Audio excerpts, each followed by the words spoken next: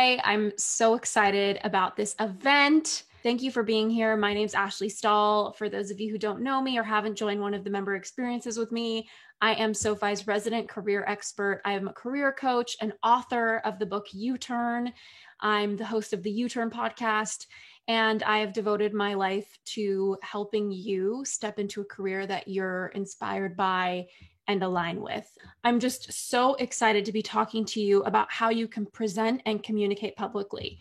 A lot of the times there's tactics that we can talk about, but it's also a game of really managing your nervous system, because when you're anxious and nervous, it's distracting and it stops you from the power of the message that you have to share. So I've been on this journey myself, learning how to be an effective public speaker. I know how important it is. And usually the bridge between a yes and a no is the communication that happens in between. And I know that this is a game changer for you. So just a little bit of housekeeping, and then I want to bring someone really special onto the line.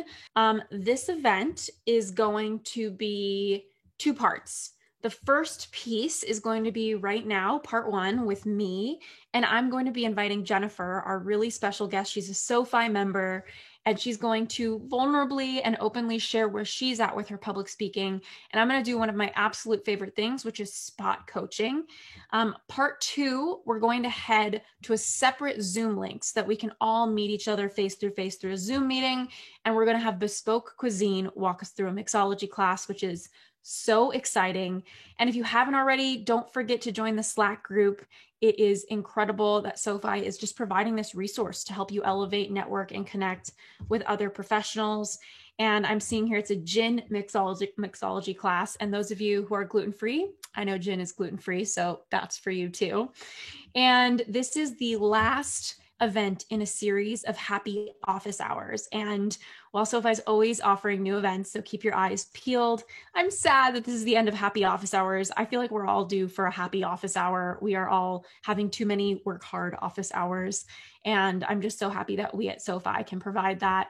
All right. So if you're wondering, we will be sharing the recording out afterwards. So don't worry if for some reason you miss something, you're taking notes, something flies by.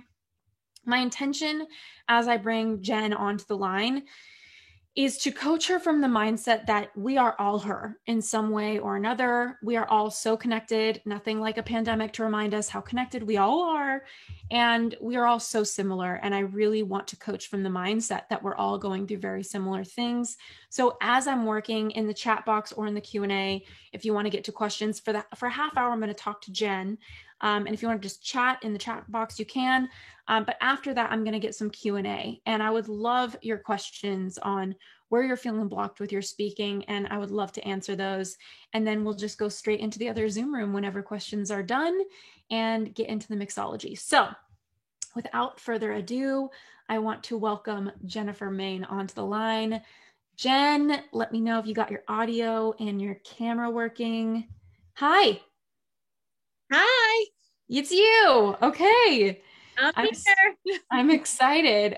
So how are you feeling, even, that we're talking about public speaking and there's a form of public speaking on Zoom right now? Like, how does that feel for you? It's very different in Zoom and in person, I will tell you that. Yeah. Yeah, it is. That's true. Do you feel a little more regulated on Zoom? Yes, because I'm in Florida, so things are a little different here in Florida. We started in-person training, so it's very different being in person than via Zoom over the past year. Yeah. Well, I want to start with just telling everybody a little bit about you, whatever you're comfortable sharing, and how public speaking shows up in your work or in your life in general, why it matters for you. Sure. So I'm an HR specialist in my position, and I just started this position recently. But my job is to train in my position. So I've been doing a lot of training via Zoom for the past year of the pandemic. Before that, a lot of public speaking entailed in person, and that was not usually a problem, except for the fact that I have this problem that I speak very quickly.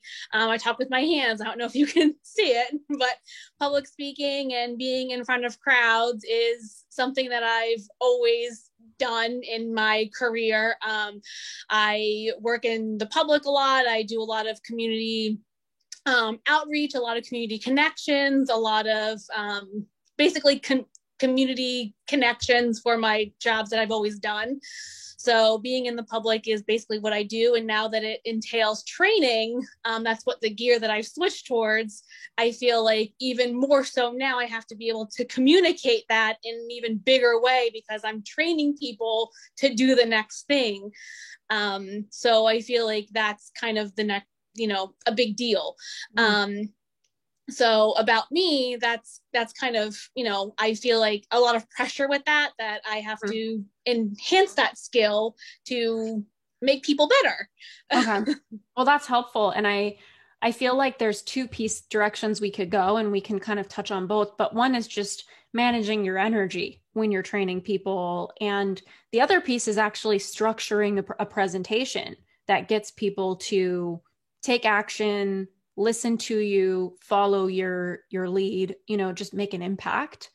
I even think for me, having a couple of TED Talks that I've done, it was, working on the speech itself and what I was going to say was just as important as how I was going to say it in my delivery. So I guess maybe we could start with mindset. And for anybody listening, I would just encourage them to write down what are the fears that you have from public speaking, or what's keeping you from being the best public speaker possible. I think when we write down, like, I'm not the best public speaker because, and you fill in those reasons, or I'm afraid because, blank will happen, and you figure out what those fears are. That's the beginning of getting leverage, on your belief system. Until we write them down or take a look at what are we believing that's making our nervous system rev up, it's like we don't have that leverage to kind of release what we're believing and move on. So I'm curious from your standpoint, you talked about your hands and speaking quickly. What do you think are the top two fears you have with public speaking? So I fear that I'm not getting my point across. I fear that I'm stumbling a lot. I fear that my internal, what I hear inside is not being heard on the outside, because I have a lot going on in my mind. So everything that I'm hearing in my head, I fear that that's not coming out. I fear that that's not being heard how it's being heard in my head. I think that's the number one thing. And then I think that number two is that when I share something, I'm not sharing it to the whole crowd. I fear that I'm focusing on a particular segment. I fear that it's not crossing every barrier. Does that make sense? Yeah, it's like you're number one, you want to make sure you get your point across, and number two, you have a fear that you haven't like resonated with everyone, or you're talking to too limited of a group. Okay, that makes sense. And what do you believe about yourself? Like when you're standing up there and people are looking at you, if you could fill in the blank, I'm doing a blank job, what would be the judgment you have on how you're doing? I believe that I am doing the best to my capability because I have done the work for the presentation. I do have the knowledge on what I'm presenting. So I do have that confidence in what I'm presenting.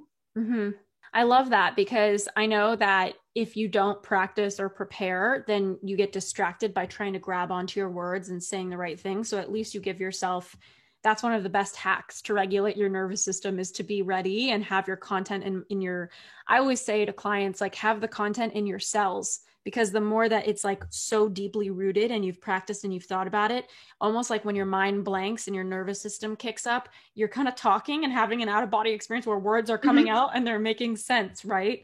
Right.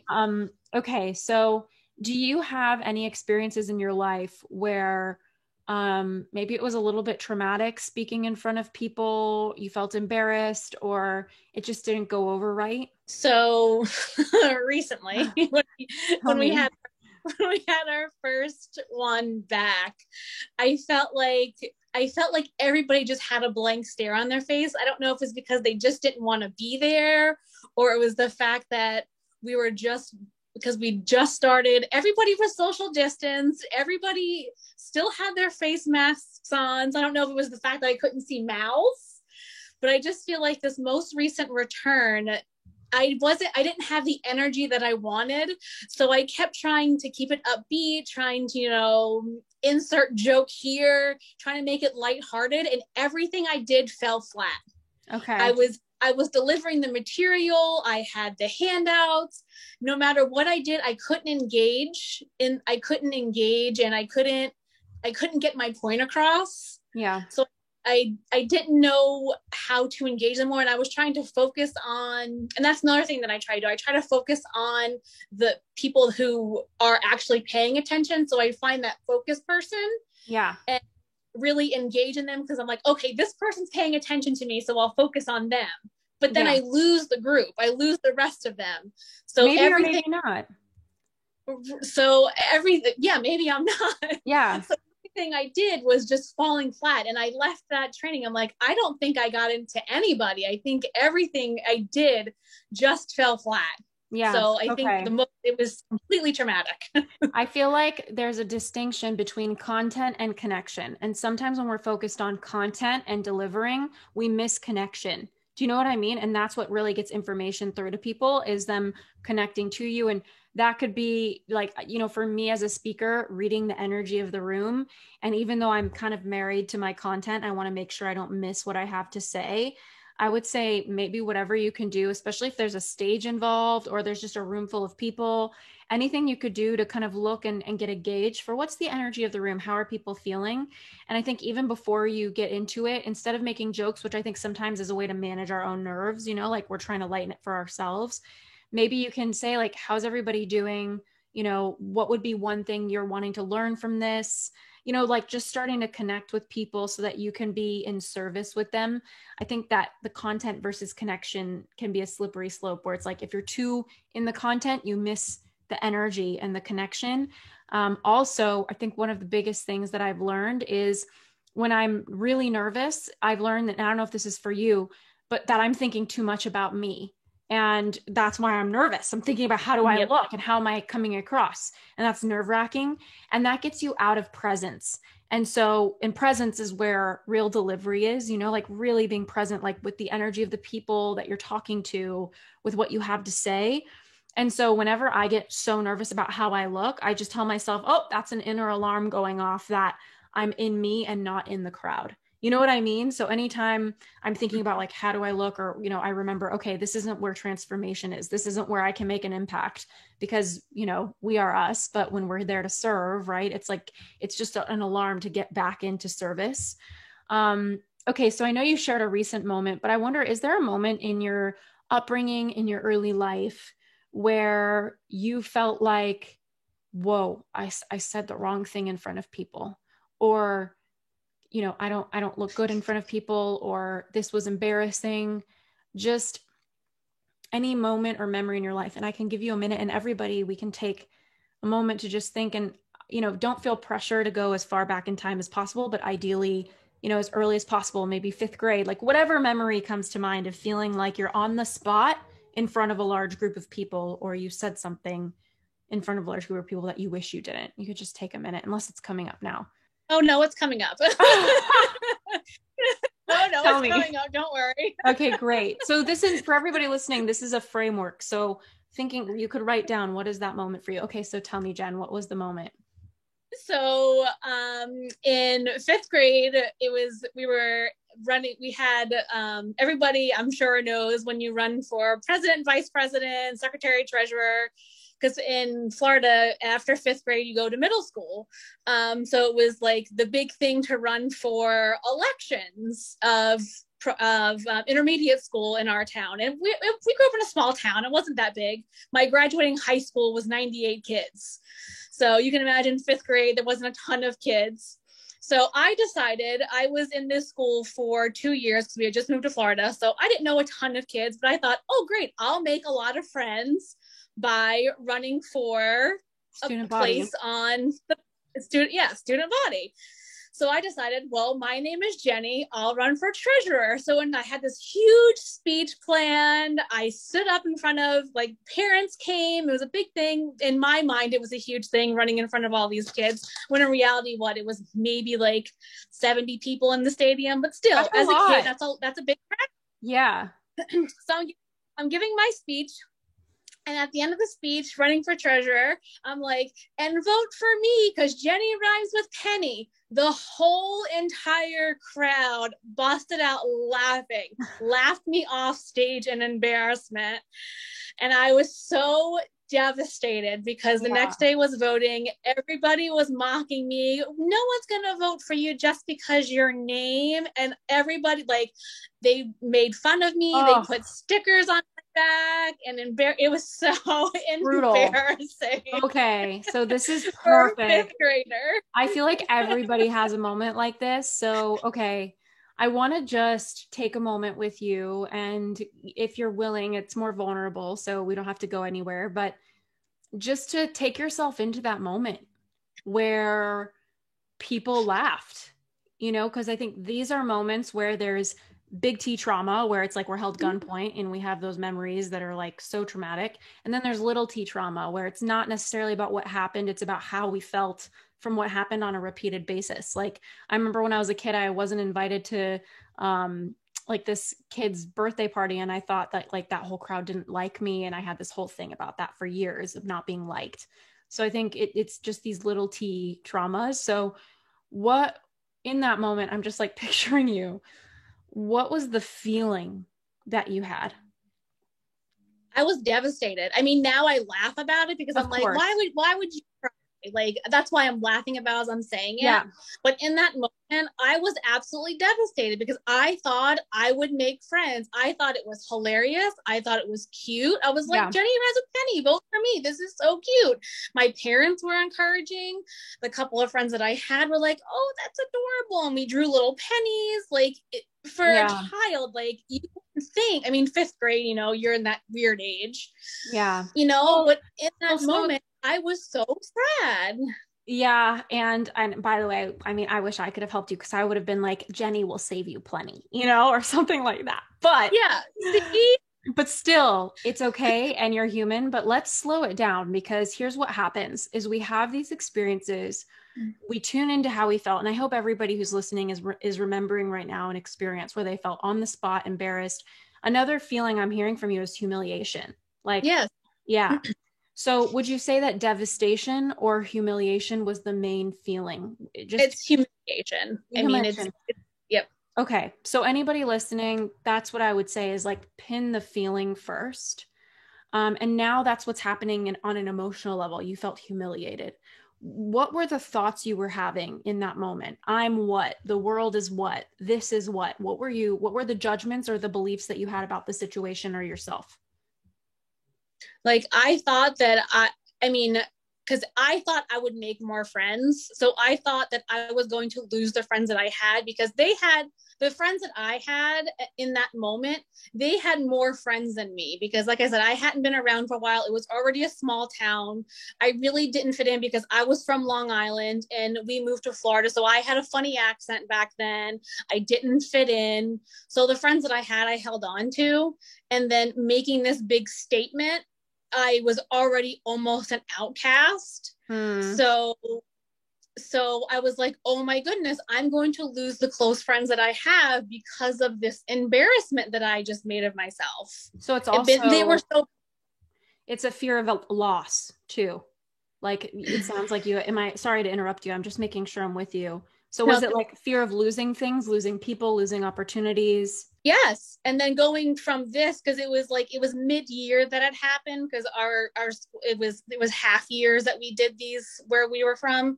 Yeah. So it was spring that happened. So we were getting ready to have spring, and then we were going to middle school. And I was like, and then middle school is a whole new thing. I'm going to middle school with no friends. So you also had some beliefs that like now things are about to get rough.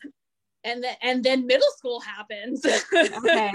So here's the thing is, I acknowledge you for sharing this because I think this is so relatable. I've had a moment like this. I actually open up my book U-Turn in the introduction. I talk about how I walked on stage at my preschool graduation and said I wanted to be an author and a poet, and I was like waiting for an applause, and like it was dead silent. And like these moments are so forming for us. So here's what we can do. Let's look at these. The feeling was humiliation and devastation. Humiliation seemed to be the big one. The beliefs you had, and anybody, I hope you're following these steps, the feeling and then the beliefs. The beliefs you had was, it's going to get rough from here. I'm going to lose some friends. I might lose some opportunities. Do you carry a little piece of that when you're public speaking? Like that feeling of, I'm going to lose, I could lose something. Like the stakes are happening right now and I don't want to lose anything, or, not perform. And do you know what I'm getting at? Subconsciously, yes, because I'm Yeah. like, if they give me a bad review Yeah. on this because they review everything, Yeah. what's going to happen next? Am I going to do improvement plan? It's always in the back of my mind. Yes. Yeah. And I have to say, this fear of survival is so cellular, because if you think about like cavemen, cave women, like back in those days, it was tribal, and you needed community to survive. You needed your village to literally not die. Like, and so I think that that's wired inside of us to be in community and to not want to be ostracized, because I think there's a subconscious fear. And even as a kid, any child, I think, who has abandonment issues, there's many different reasons for that. But one, I think, is kids genuinely can't survive without their parents, especially when you're a toddler. You need help eating. You don't know where to go. But there's just literal survival stuff as a kid. And so it makes sense that that fear of being ostracized or the humiliation could trigger a fear of loss. And I think everybody walks into a speaking engagement of any sense with a backpack on full of these experiences. And until we start to like pull these out, we're walking in with it. And that's why, like that, my big thing is making a U-turn, a YO U-turn, and like coming back to yourself and cleaning up this windshield that you're looking through at your life. And when you walk into a speaking engagement, there's these little things on the windshield that you're looking through of like, I don't want to lose something. I don't want it to be rough from here. Like there's a piece of that, even if a lot of you is prepared, a lot of you is competent, it seems almost like there's a pressure for you to not even be human. Like there's an expectation, like my humanity is not allowed here. Does that feel like something that you tend to feel in places? Yep. I feel like I have to be perfect all the time when it comes down to it. Sometimes when I'm giving those presentations or those trainings, I feel like everything has to be perfect. Yep. Yeah. And I think, and by the way, I can feel your feelings. Like I'm feeling it with you. It's like, I think perfectionism, like I talk about, it's such a mask we wear out, and it's really just a mask for fear of failure. Like if we're perfect, nobody can take anything away from us. But what we don't realize is, as we're trying to be perfect, we've taken our lives away from us. Do you know what I mean? Like that extra 3% that takes you from a 97 to 100 sometimes is where your soul dies. Do you know what I mean? Like this is where you're going to put the extra work and care so much and what people think. And you there's like a lack of personal liberation and also self-love so one tip I would give you with this, and what I want to go back into that memory if you're open to it, we don't have to. No, it's fine. Yeah, cool. Okay. You're awesome. Okay. So I would say one tip is to speak to, so I feel like we all have like a little version of us, like the fifth grader that literally got humiliated running for student body. I mean, that's bold. You were bold and you felt humiliated. And so I would, before you speak at work, I would close your eyes. And I think anyone who did a memory, whatever age they were, like see yourself in that memory right now. And before a speaking engagement, before a training, before a big Zoom, like, even like this, where there's a lot of people listening, picture that younger version of you and ask her how she's doing. Like have a simulation, a mental simulation, almost like a meditation, where you look at her and almost like it's before she got on stage or even after she stepped off stage and felt really embarrassed. And just kind of like try to hold her hand in your visual of you now and her then, like almost like babysitting yourself. And maybe even ask her, how are you doing? And I've found that when I walk into high stakes situations or things that I perceive as high stakes, I do it all the time. I probably do it like 3 times a week. I will close my eyes and I'll look at little me. And sometimes she's at a park. Sometimes she's at her old house that she still lives in. Sometimes she's with her friends. And I'll just sit on the bench at the park. Maybe she doesn't want to talk to me that day. Or she'll be in her room playing in my vision. And I'll sit down with her. I'll say, how are you doing? And sometimes she'll look up at me and say, I'm sad, or I'm scared, or I'm worried. And, and I think that is self-love. I think it's like realizing we're still that person. You're still carrying the residue of some of those beliefs and being able to like rewire how you're relating to that. Because if you don't visualize yourself or talk to that part of you, it's still a part of you. You are her. It's like you're still bringing that tire backpack into the room, and it's kind of living you versus you living it, you picturing you talking to her, you checking in with yourself. Because we're all like, I feel like when I worked in the government and encountered terrorism, like obviously it was like very serious, a lot of spies and a lot of different roles that they had to take themselves very seriously. But a lot of the times I'd be sitting in the Department of Defense being like, we're all 5 years old inside and we're all terrified, Mm-hmm. And so I think getting into the reality of that. So another piece that I want to go through is through giving, and this is another part for everybody listening, the humiliation of voice. So this is tough because anybody who I ask to do this, they're going to want to squirm away from it because feeling humiliation is really unpleasant, you know? Mm-hmm. But I think the more you can connect with it and just know what it wants for you or why it's there, I think the more freedom you can get from it. So if you could take yourself into that moment and the humiliation was like this little troll sitting on your shoulder talking in your ear, what would the humiliation say to you? You're this is that. Like, what would it say? Like the negative things? Yeah. Yeah. What would it say about the fact that it's humiliated? I mean, it would just continually say like you're not good enough. It would just all the negative things like why would you think of doing this? Why continue doing this? You don't have the strength for this. Why go on? You're never gonna live up to the things. You're gonna be what they've said, the mocking that they've said to you. I mean, God, it's hard to be put on the spot like this. Yeah, no. Well, so here we go. You want to, because for me, I do want to run away from that because I don't like putting those things out there. I don't like thinking those things. That's hard. Mm-hmm. But I mean, I do think of those negative things all the time. Like having those negative thoughts and just saying like you aren't good enough. Yeah. You'll never make it. They're judging you right now. They heard you say those bad things. Did you just stutter? Mm-hmm.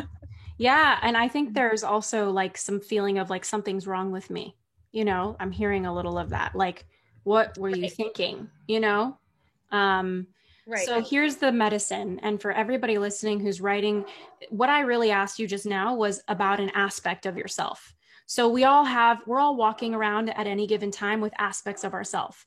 In some moments, the aspect is heartbreak. Maybe somebody on the line right now went through a breakup and the aspect of themselves they're dealing with is feeling heartbroken. Maybe another aspect of ourselves is sadness. Maybe another aspect of ourselves is humiliation. There's all these different feelings that are kind of leading in our emotional world that on a day-to-day basis, it could be different. Maybe the aspect is happiness and excitement and enthusiasm. It moves. But what's important is to give that aspect a voice, especially when you have traumatic memories, because it allows you to see what you were believing, because it's that aspect, the humiliation, that is talking to you. It's that humiliation that is creating your thoughts and that you carry with you until you forgive them. So this is an exercise and you don't have to put your hand over the heart, but I'm going to do it because I think it helps. But I just want to invite you to repeat after me, and anybody who wrote down beliefs from what their aspect was thinking in their moment. I forgive myself for buying into the belief that. You just repeat. I forgive myself. Oh, sorry. I forgive myself for buying into the belief that I'm not good enough. That I'm not good enough. The truth is. What's the truth?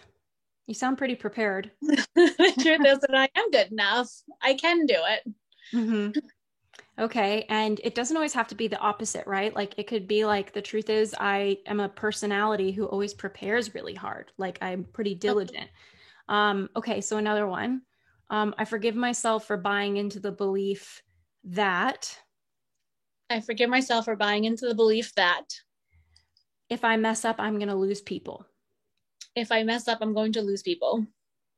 The truth is, The truth is what do you think is that true? the truth is that they they will forgive me. They will understand that I people mess up. I mess up, and it's not going to make them run away. Yeah, they're people who you're really meant to be friends with. I don't think they mind your slogans or your missteps or misspeaks, right? Okay. Right. And then another one. I forgive myself, and this is for everyone. So I hope everybody who's on mute is saying this out loud with their hand over their heart. I forgive myself for buying into the belief that I need to be perfect. I forgive myself for buying into the belief that I need to be perfect. Do you feel that one? I do. Okay. So what's the truth? Who do you need to be? I need to be myself. Yeah. And are you perfect? Are people perfect? Like, No. yeah. Okay. And I'm trying to think like, oh, those are the big ones. Were there any beliefs that you really carry from that moment that maybe we missed and we didn't forgive yet? I don't think so. Okay. Well, how does it feel to kind of look at those and like see that memory rooted in something you're kind of carrying with you into your trainings? It feels so much different because, like I said, when I was telling you, I was laughing because it's silly, Yeah. but now break it down that way, it feels so different.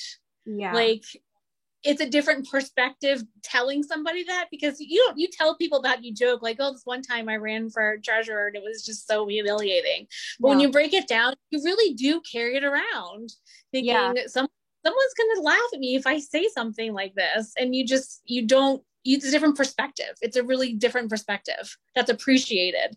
Yeah, thank you for being so honest. I don't know if everyone who would come on here and like be that courageous. Like I'm like you, I like to get value and I know what I give is what I'm going to get. And so I love that you just did that. And I think a lot of people who are listening, they have a memory. They have an aspect of themselves that was present. They have beliefs from their aspect that they're carrying around. And one bonus that I'll tell you is that when you forgive yourself, and here's the thing about the self-forgiveness that we just did, and anybody can take that sentence with them. Anytime your peace is disturbed, you have something stressful and you feel distress. Whenever you're stressed, it's because you're believing something stressful. And so it's like in those moments, instead of being on autopilot, can you pause and say, what am I believing right now? What is the stress telling me? The stress is the aspect, right? What is the stress telling me? How can I forgive myself for my stress right now and move into forgiveness? And when you forgive yourself, and it can be a process, it's like a boulder, and sometimes you have to chip away at piece by piece by piece, but eventually you're free of it. And then you can laugh about it because you're not in the beliefs about it anymore.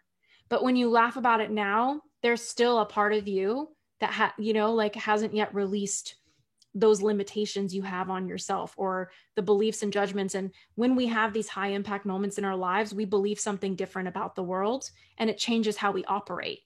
So I'm happy that you just started forgiving yourself. And I would say, notice next time you have a speaking engagement of any sorts, are any of these beliefs present that you're not enough, that you don't have strength, that it's going to be rough, that you're going to lose people, you have to be perfect?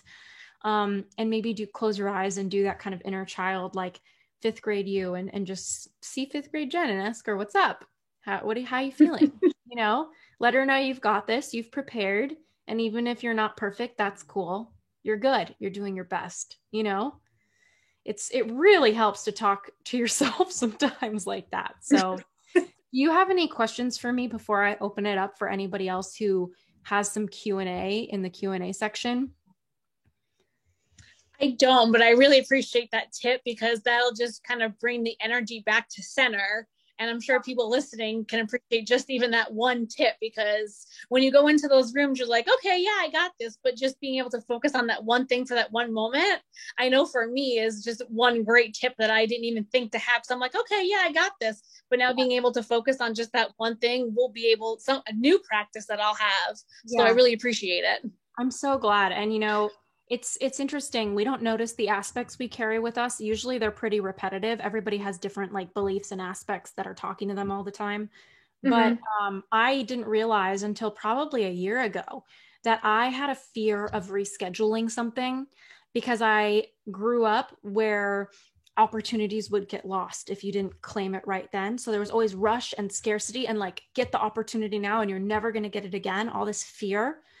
And when I launched my book, it was like ruining me, because I was so like, I would overschedule myself and be afraid if people asked for a certain time slot. I didn't want to say that time slot didn't work. If it was a big opportunity, I was in that scarcity, and really forgiving myself, checking in with 5-year-old me who was like, I'm tired and please don't make me do that. It's been so like, oh, I've got you. Okay. And like setting myself free of that fear that I'm going to lose opportunities, getting into trust that life is working for you. It's such a better feeling, whether it's true or not. It feels better, and everything we believe is made up. So you might as well pick nice stuff. Well, if anybody has Q&A, you can post it in the Q&A box. Otherwise, Molly is going to post the link and you all can go into the Zoom room. Also, we have a survey for the event. I think it's so much fun to do spot coaching. I noticed a lot of you stuck around, which is really fun and inspiring. And yeah, you guys can head into the Zoom. Jen, like, you're so awesome. I'm so grateful that you just shared the way that you did. You're awesome. Thank you. Yeah, it's awesome. And I would love, like, message me on Instagram or something, like, let me know how this goes. I would just love to hear how it pans for you to start connecting with yourself. Okay. Thank you. Yeah. Sending you love, and everybody, thanks again. Take care.